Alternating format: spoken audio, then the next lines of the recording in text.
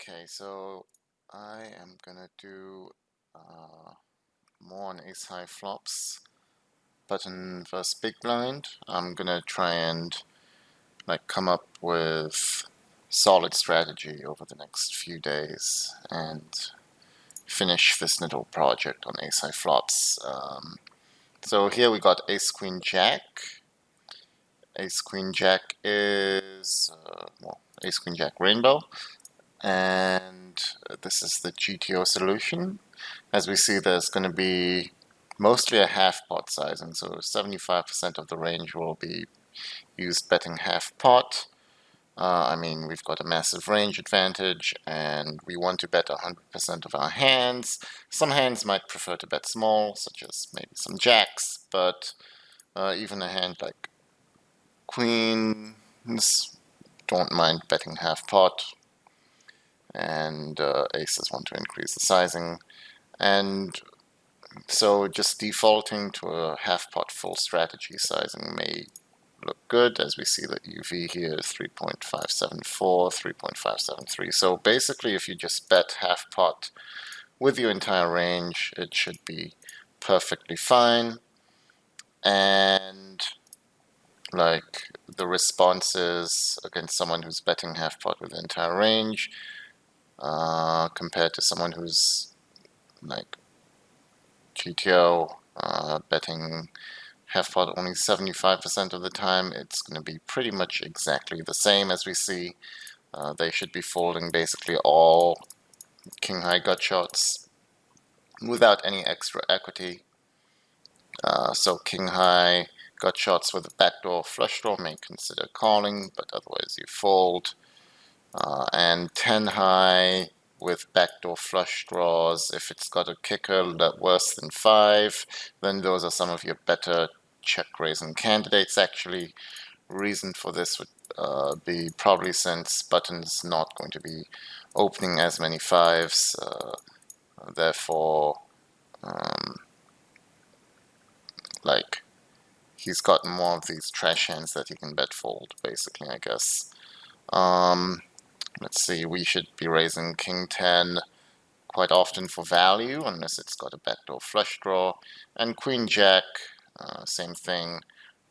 We raise queen jack, we raise queen jack without backdoor flush draws, so it's pretty intuitive. Ace 10 is raising for value, and we can sometimes raise some weaker aces too, but that definitely doesn't need to be done.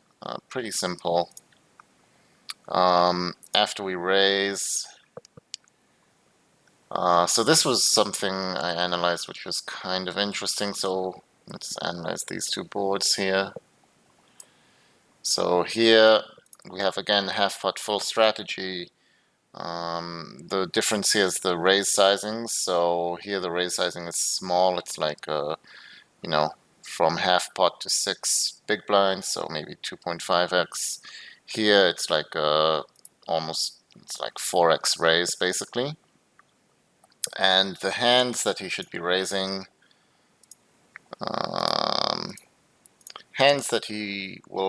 so I did node lock as well. I made this guy call too many kings, like all of these kings basically, and I made him raise as well. Well, I didn't change the bluffs basically, but I made him raise all queen jack and king 10 100% of the time. And so against this type of player, we switch into a raise or fold range. So against the player who's raising very large, he's raising to such a large sizing that he's putting so much money into the pot that we basically go into raise or fold mode. And we basically don't fold with ace 10 plus and even king queen. King queen will be good enough here, but otherwise we're basically folding the rest of our range because he's making it such a big sizing. And since he makes it a big sizing, we're also more than happy to take the pot down.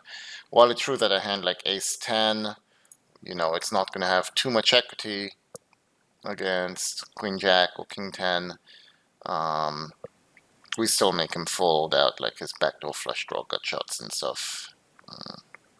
Whereas here we he's raising a small sizing, so we continue most of our range simply by calling, basically. So I think that's pretty intuitive. Well, at least this result is quite intuitive. This may be slightly less intuitive, that against a huge raise sizing we want to just get the money in with the top of our range. But I think it makes pretty much quite a lot of sense. Okay, so the next thing I want to look at is what happens after calling. Let's say against both players. So if we're playing half-pot only strategy, which is the strategy I'd suggest, we call, let's play a blank, so a blank 5 would be a good turn to look at.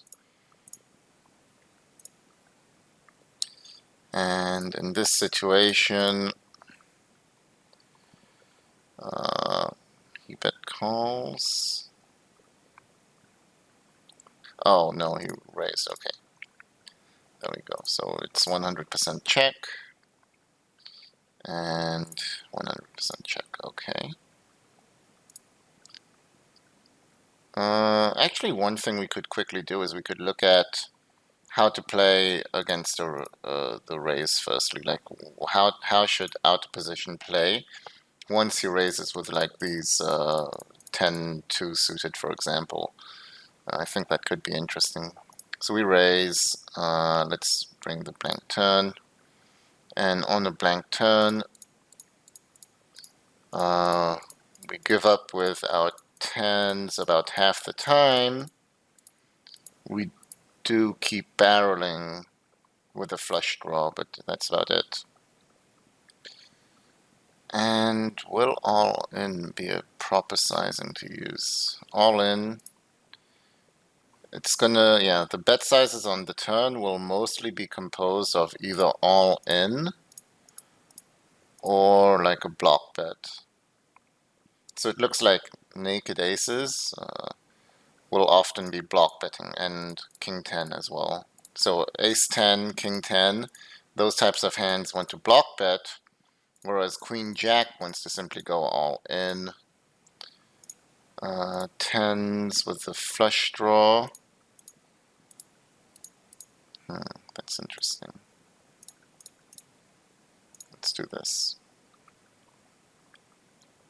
Yeah, all in or block bet is now even more clear, and basically 10s with a flush draw go all in all the time. Ace 10 and king 10 block bet. Queen jack always shoves.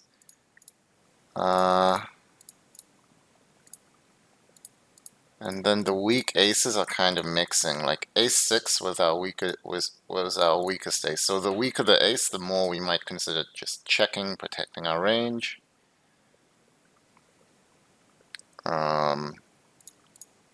But like ace 8, ace 7, ace 8 and ace 7 are kind of really mixing, so it's unclear what to do with those, which is fine. They can really do whatever. But ace, yeah, it's just important to know what type of hands want to block and what type of hands want to be jamming. Let's just see another blank river. Okay, a 2 should work. We have to calculate this fast. And ace 10 will be a check on the river.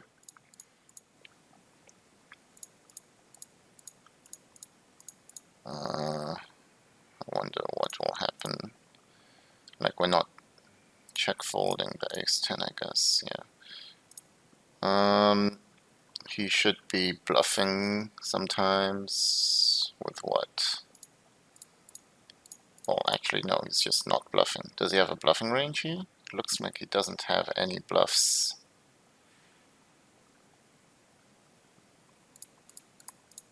Zero bluffs. Not even jamming pocket aces for value because our line is so strong. That's interesting. That we should have some king 10 in there when we check on the river. Like if we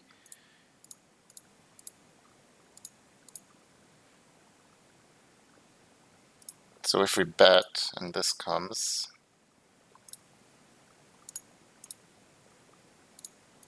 we should have a small frequency of king 10, and we're jamming all of our bluffs. So we have no air anymore, basically. And that's why even like aces were checking back, which is, I think, kind of insane. Also, it's important to note that aces should never re-raise at any point. Like aces is just really strong. We want to allow them to keep bluffing if they have a 10 or a king, basically. And call down any blanks, obviously. And potentially bluff catch on some non-blanks as well. Like, I think if a 10 came, we could actually still call with pocket aces, because like he shouldn't really have many kings in his check raise and barreling range. So let's see the 10s. Let's just say he's jamming on the 10. Okay, here aces is actually folding, but queens and jacks are not. Interesting. I guess we're giving a lot of stock to king 10 then. Okay. Are there any other turns I could look at?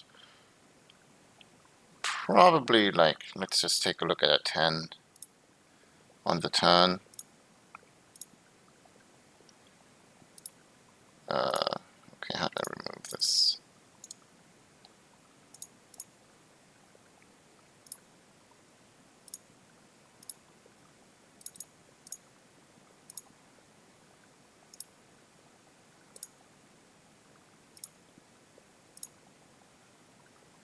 Okay.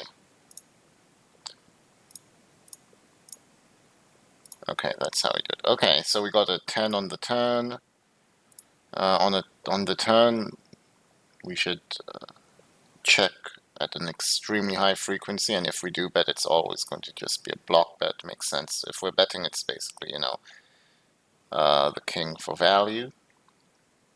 And sometimes queen jack also works just to deny equity.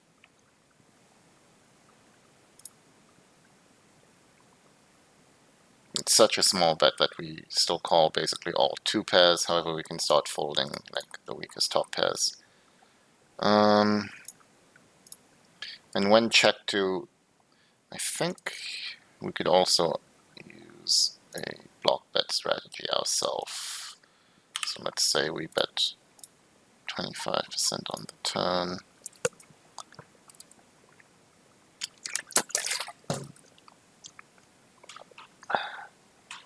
It makes sense that in position could have a block betting strat. Yep, exactly. So block bet in position now. Kings don't need much protection, and they can just block bet and go for value. It is important to check back some of the kings with the strongest pairs, so king jack, king queen. However, basically all other kings will be block betting. Right, so king jack, king queen want to check back about half the time. And even hands like pocket jacks, pocket tens, they want to be betting to be getting value. Ace queen as well. And then even like some weaker aces don't mind denying equity. I'd probably deny equity with an ace too often, just because I don't want to call rivers and I want to create a small pot. So I can imagine, let's say a blank turn, river comes. We would be jamming like quite thin for value. We'd be jamming all strong two pairs plus, so ace 10 plus basically it looks like, which does make sense. And what else are we jamming as a bluff? We're jamming like if we have a 10, we're basically turning those hands into bluffs, it looks like. Yeah, so if we bet called with a 10, like we had 10-9 and we called with that, we're going to turn that into a bluff now, basically. Jacks are kind of mixing, basically. Yeah, jacks without the flush draw. So jacks with diamonds are going to be checking, to realize equity and showdown value, but jacks without the flush draw will even turn themselves into a bluff. Though, like, tens and jacks here are going to be the bottom of in positions range. And then we're just jamming tens on the river. And once again, jacks are kind of splitting. Well, queens are actually better jams now than jacks. Interesting that we're even turning a queen into a bluff here. That's something I didn't expect, because queen's like second pair. So we're really bluffing a lot more than most people would here, I think. Yeah, because if it goes check, then out of position can bluff, and we just have to fold all our queens and most of our aces even. All right, interesting.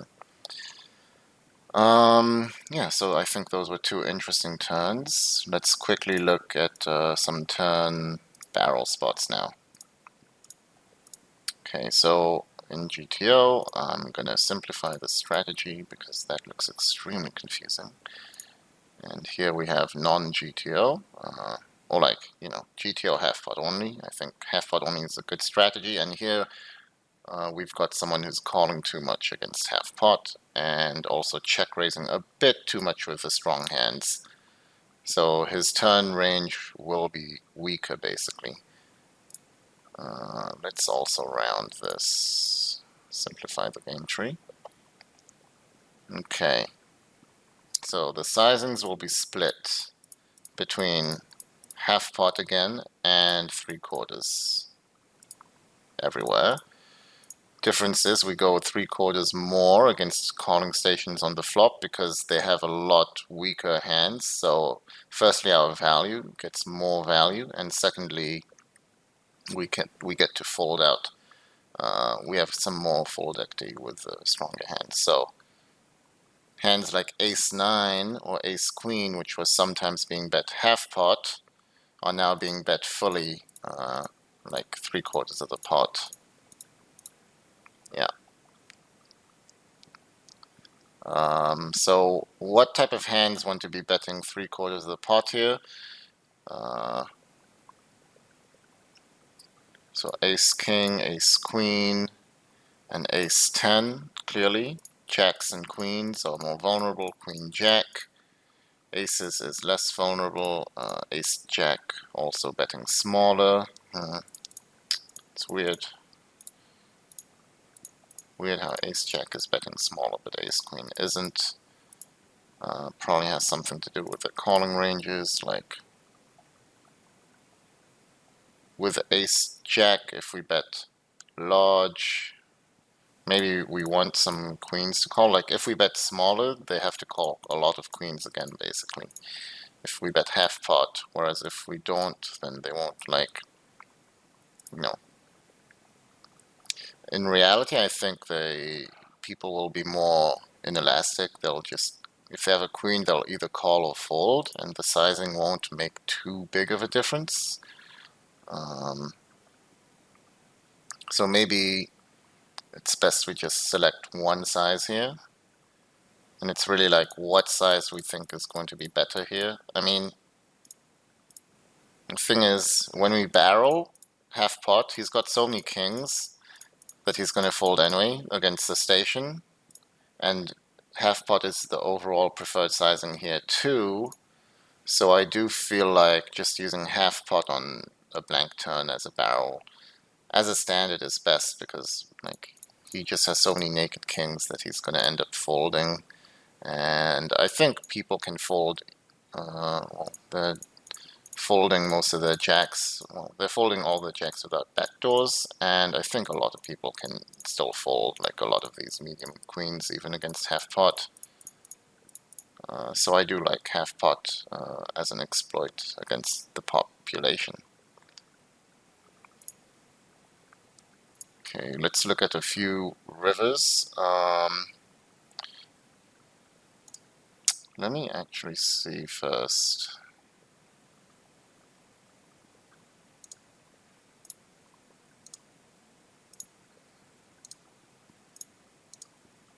I just want to see what our strategy would be if we bet like literally only half pot.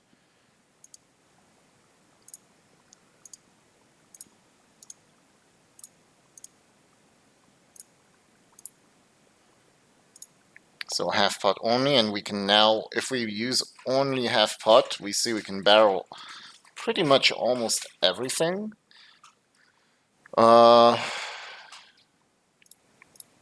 We barrel every single pair. So we barrel like even some jacks and queens, simply denying equity and for value.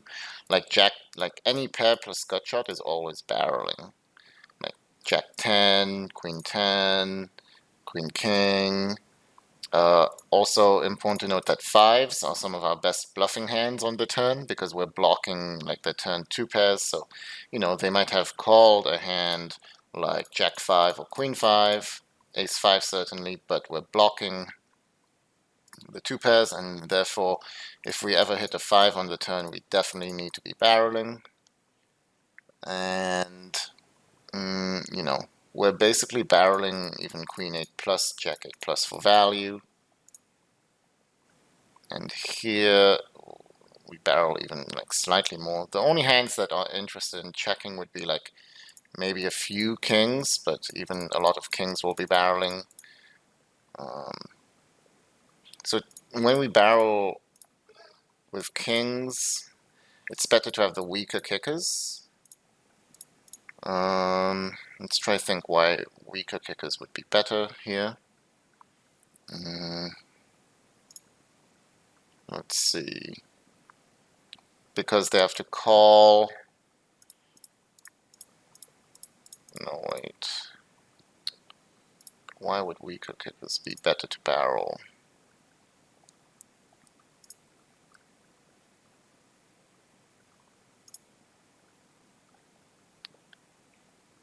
So, I mean, they have to fold a lot of these 10-9, 10-8 type of hands, and we're not blocking them. Whereas if we're barreling with a hand like 9-7, 9-8, 8-7, we are blocking those 10-9 type of combos. And so it does make sense to be barreling with those a lot. So I guess that's why we're trying to fold out more of these type of hands. However, exploitably, notice we can basically barrel almost any king. And tens are also interesting that a lot of tens just want to check back, actually. Even in GTO, tens tend to be better to be checking back. However, like especially 10-9 and 10-8, these hands do have some equity. It's always good to be able to river a king or a straight, like if an 8 comes, that's going to be very good for us as well. So, okay. Exploitatively, we should barrel almost all of our air against calling stations who call too many kings on the flop. And did I make them call even more, maybe? I made them call maybe some, yeah, I made them call, well, I didn't even make them call all jacks. So considering that a lot of the population could definitely have some more jacks, like this guy has some jack 6 here, all jack 5, so I made him call a bit more jacks. I think population could have even more. So exploitatively on this turn, we should basically not check back any air unless it's got some type of equity. Yeah, that makes sense. And basically only check back tens and worse, like under pairs.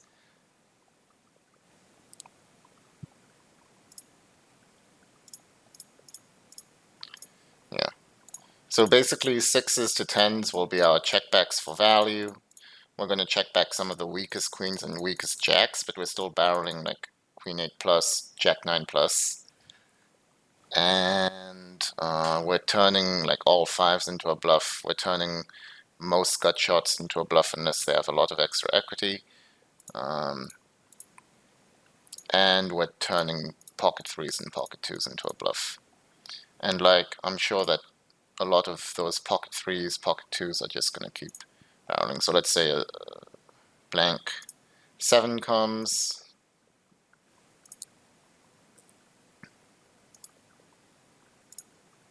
Blank 7. Yep.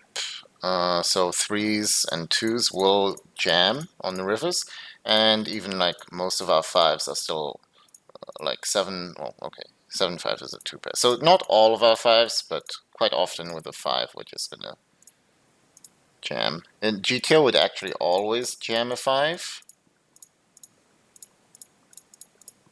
But here we already folded him out so much on the turn. He's already folded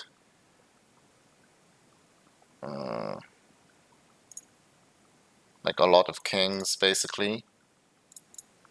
Like the percentages of his folding don't change too much, but the thing is, this guy just has a lot more hands to fold, basically.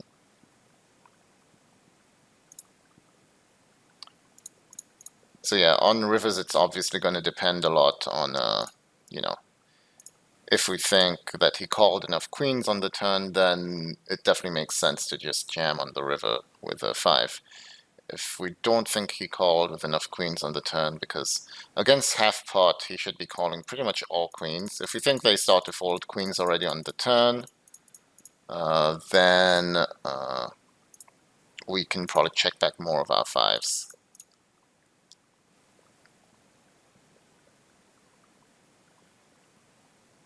But we're still jamming like 3s and 2s. Like 6 high, we're jamming. So the worst type of hands we're still jamming, although it is important to note we're still checking back some 10s, and like 10-9, 10-8 we're still checking back occasionally. Okay.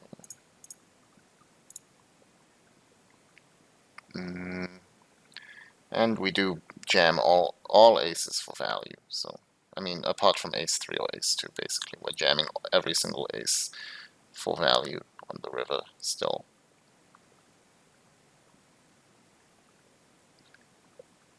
Okay, cool.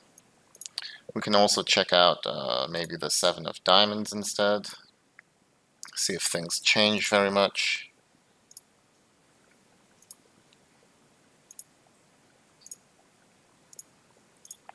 On the 7 of diamonds, we have to stop jamming most aces for value because diamonds, you know, he could certainly have some backdoor diamonds in his range.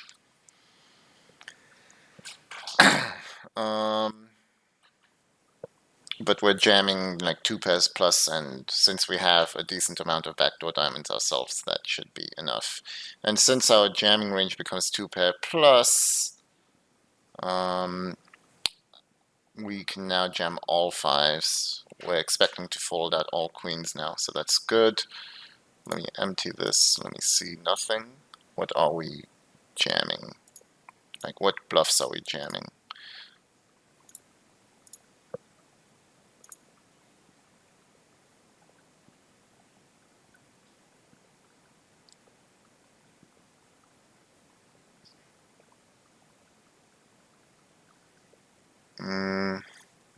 I mean, we're mainly checking back king high. Like, king high is the obvious check back. Still checking back 10-8 sometimes, but I'm not even barreling that on the turn very often. So 10-7, 10-6, I don't know, those appear to be quite close.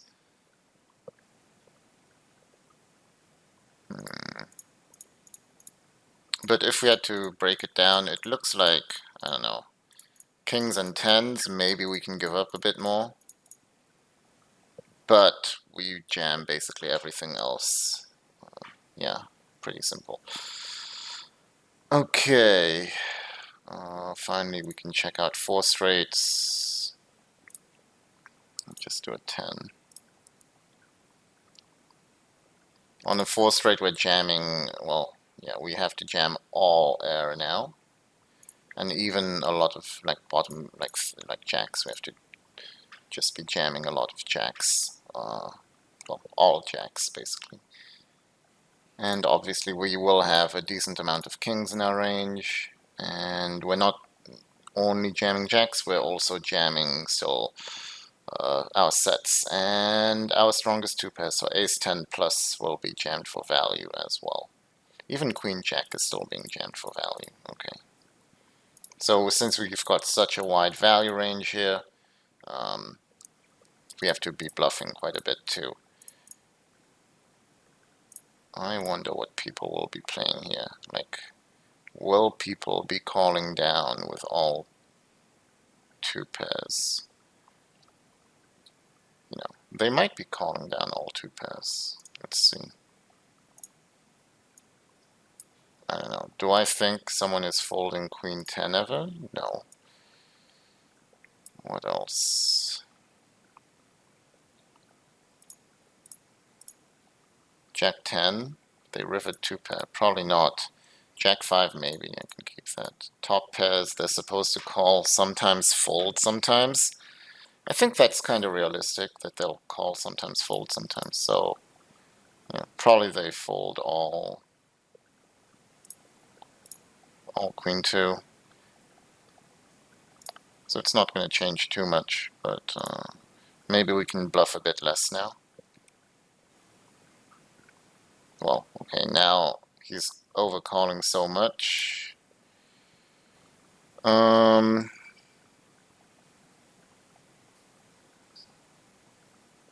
we can't jam queen 10 for value anymore. That makes sense.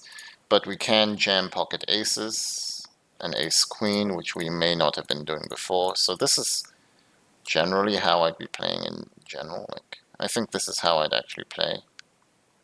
I'm not sure I'd still jam my jacks, to be honest, but looks like GTO is still gonna jam all of its jacks.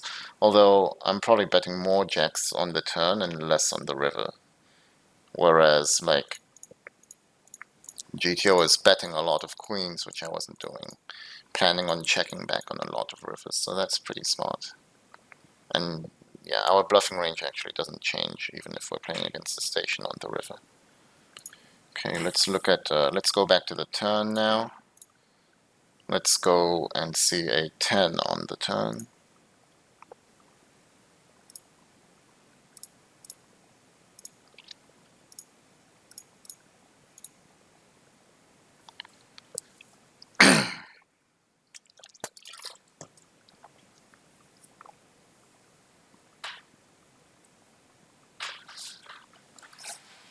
Okay, so on a 10,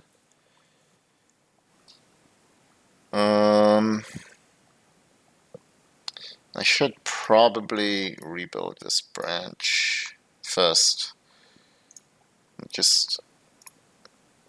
And add quarter pot as well.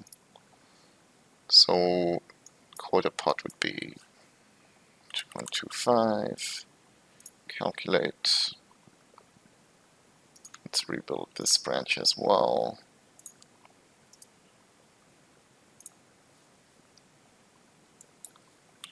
.25 calculate. I wonder if we have any block bets on the turn. I wouldn't be surprised to see some block bets actually.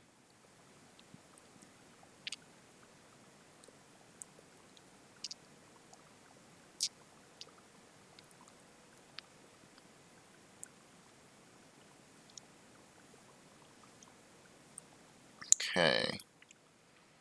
So no block bets. The only sizing we use would be half pot. Villain should also be checking 100%.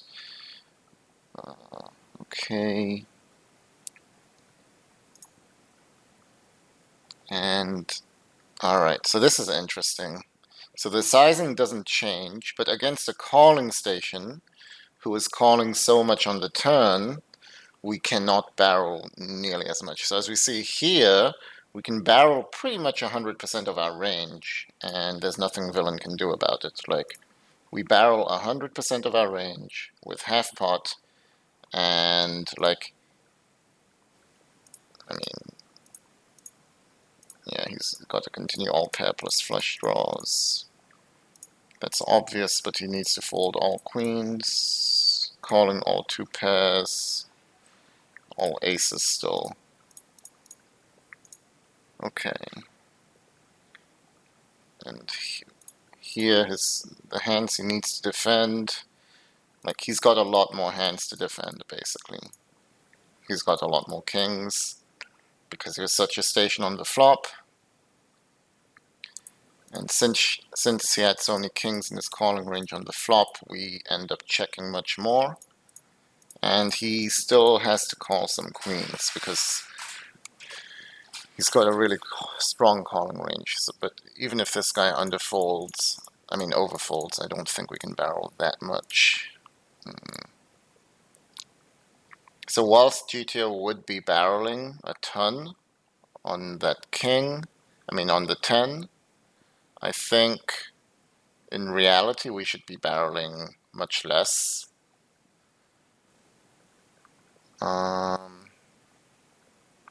Like we should be barreling all our kings. I don't mind keeping on bluffing with like 4s, 3s, and 2s.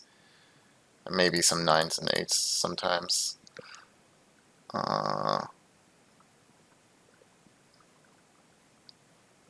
But I definitely wouldn't be barreling like these aces, for example. I don't think I'd be barreling the aces.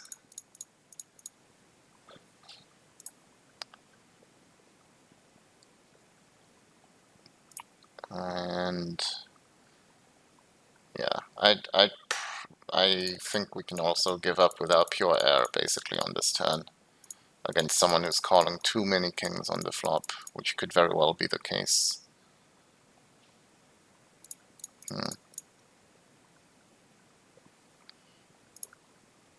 Yeah, that makes sense. And well, GTO wise, obviously if we got to the river, we would be turning our jacks and 10s into a bluff, blocking 2 pairs. Good to know that we should give up with like a lot of our pure air hands on the river. Oh, this is not a blank though. Alright, so on the river, GTO would be jamming with most 10s and even some jacks. It would just be jamming. And it would be jamming some under pairs, but yeah, like the bad hands to be bluffing on this river will actually be like just 2 random undercards. Because like we want to have the pair blockers in order to be bluffing on the river, as his calling range is likely going to be composed of, 2 pairs and stuff. So yeah, he has to call a good amount of 2 pairs, but he can start folding most 1 pair hands. So I do like the idea of basically jamming with a 10 quite often on the river, but not much else for bluffs. Maybe some jacks. I'd rather jam jacks than like 8-6 here, for example. Let's look at the exploit.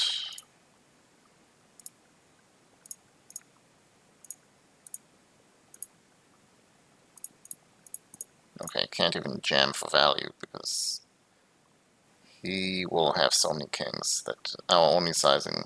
Yeah, so against the exploit player who is calling too many kings on the flop, we basically don't bluff nearly as much on the turn. And again, we basically don't bluff nearly as much on the river. We're not turning like jacks into a bluff or anything, which makes a lot of sense. We're just maybe bluffing 3s or 4s or 5s occasionally. Okay, so finally let's check out the 8 of diamonds turn. Basically on the 8 of diamonds, we can barrel very high frequency, especially against the calling station guy, because he now has to fold a ton of kings still.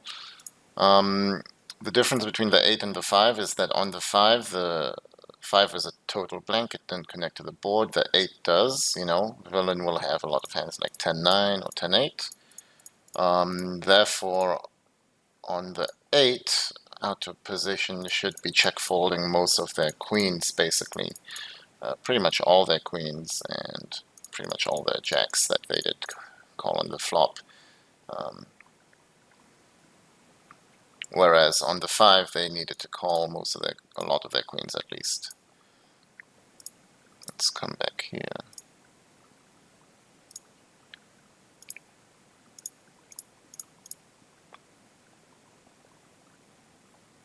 So this might actually be a spot to underbluff on the turn if we don't think that people will be folding enough queens. On an 8,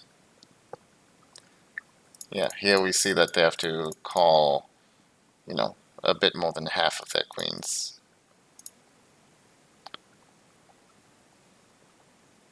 So let's say we're playing against this station player who's going to call too many of their queens on the turn.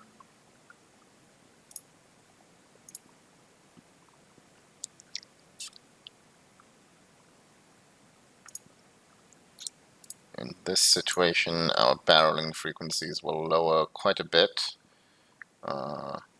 We'll be barreling quite similar to detail now, more of value heavy range.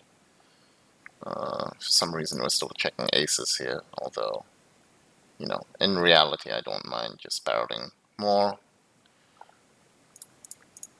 with aces.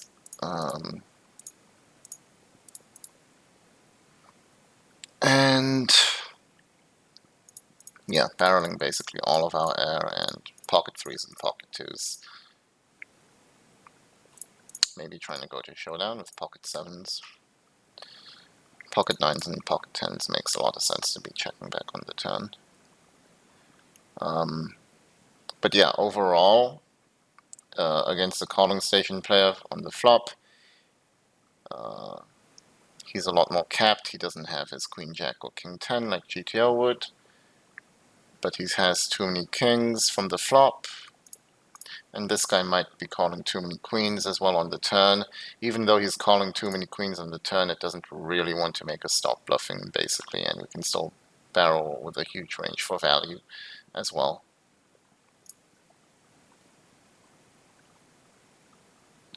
Alright, cool. Okay, so now let's move over to the strategy creation, where I'm going to try to create the best strategy on various Ace XX boards. So on suit, we're going to see if there's any difference between suited boards, rainbow boards or not. So basically on suited boards, I would endorse a half-pot only strategy. Makes the most sense. And on monotone boards, I would endorse one big blind only strategy with basically our entire range. So what happens on a monotone board is both players have flushes and out of position actually has more flushes, therefore there's no need for out of position to need to, for in position to need to increase sizing. Out of position now actually has quite a lot of flushes basically, so monotone boards are quite good for out of position in general, and therefore we tend to decrease sizing on monotone boards. So the raising range for monotone, for rainbow and suited boards won't change too much. It's going to look extremely similar. Yeah, basically no difference. You can call a bit more with your backdoor kings, but that's because we also have so many flushes. We shouldn't really be raising too many flush draws as we see. Actually, we shouldn't raise any flush draws basically.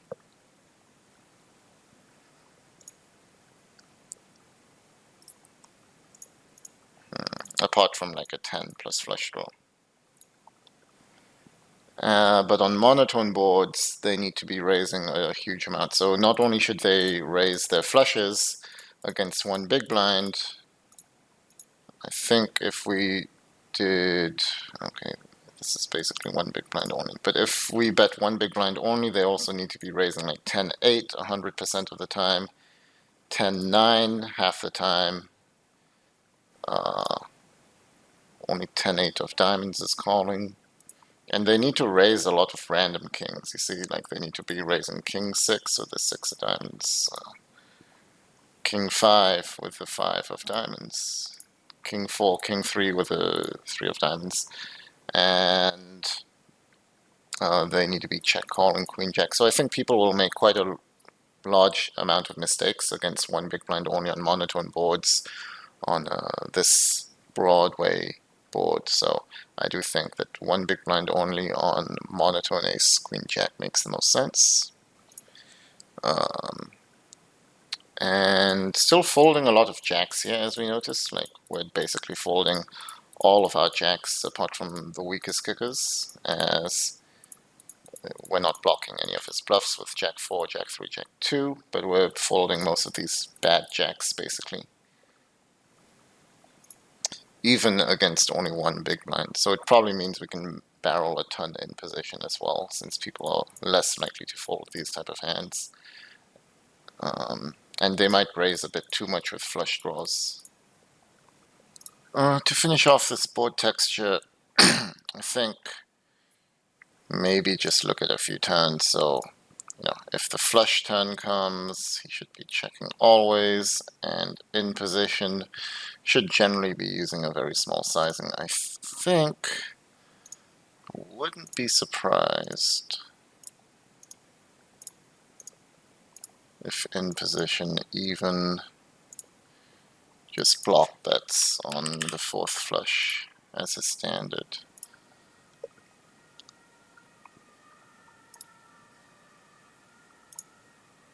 Here, when the flush comes, that would also actually be quite interesting.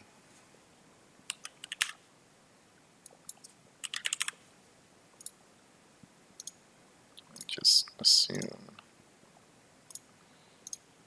he's not gonna donk.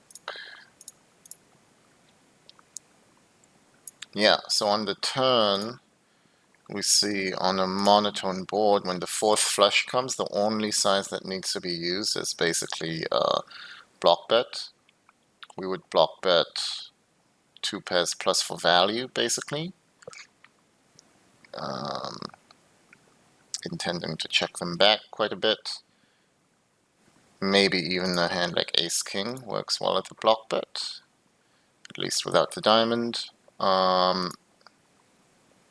And we also need to be checking back a good amount of our flushes. So, we need to check back our king high flushes quite often, and just a lot of our air, like in general.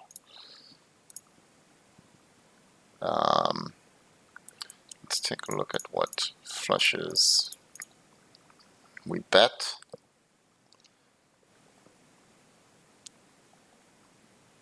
So we do check our straight flushes, which would be king 10. We check some, like, if we have 2 flush hands, we usually bet them, but king 9, king 8. Okay, so the weaker the flushes, the more we check, basically. That makes a lot of sense. Like 10 high flushes, 9 high flushes. Okay, we're basically checking back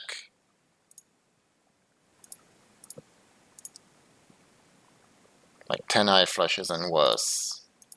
Yeah, that's basically our strategy. We're actually turning 3s and 2s into a bluff again.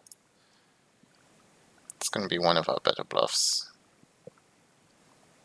Or maybe we're block betting, intending to check rivers. Let's see. Oops, wrong. Alright. Yeah, checking back the 2s and 3s.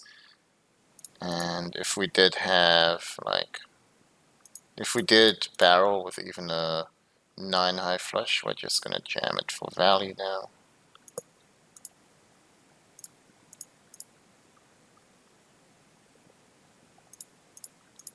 Yeah, so the worst flushes we bet on the turn are going to be 9 high, and most 9 high flushes we do check back. So basically 10 high flushes will be the worst flushes we check back. And ace 10, ace king will be checked back as, I don't know, we've got some aces that we want to be checking on the turn as well. Okay, let's see what air we barrel. We're not barreling too much air. Okay, we do barrel all sixes. So sixes are going to be our bluffing cards, basically blocking two pairs again.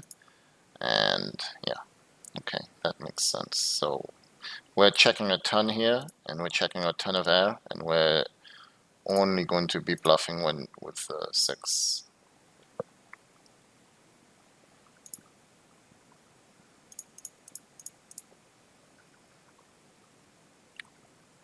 Although even a six is just going to be giving up on the river and going to jam some total trash on the river, sometimes a jack. I mean, we shouldn't be betting too often, basically. Villain, what flushes does he need to call? Well, obviously the kings. If he ever has two flush cards, he's always calling them. And, okay, so calling all nines and better, basically. Yeah, that looks like it. Well, even queen 8, queen 7 can call, not blocking villain's pairs. But we're calling all nines and two flush cards in our hand. Okay, that's interesting. If we go back to the turn, let's bring like offsuit 6. Here I brought turn 6, and on monotone, when the board brings a flush on suited flops, yeah, 6s are still very good bluffs. Half pot will be the only sizing to use. We do want to barrel most of our aces.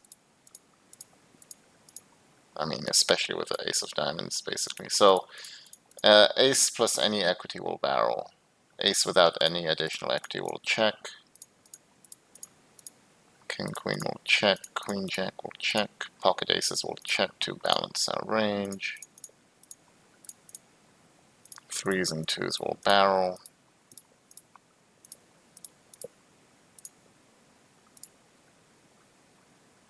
King 8, especially with the king of diamonds, will barrel.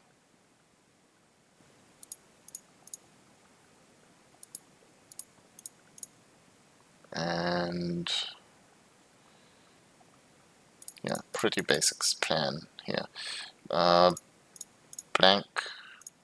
turns will be treated very similar to rainbow. Here, when the turn is a blank, we can now use more multiple sizings. Yeah, so if the fourth card was a diamond, we would have block bet. However, since it's not a diamond, now we can go half pot or larger, basically. That makes a lot of sense. We're still barreling with most of our aces.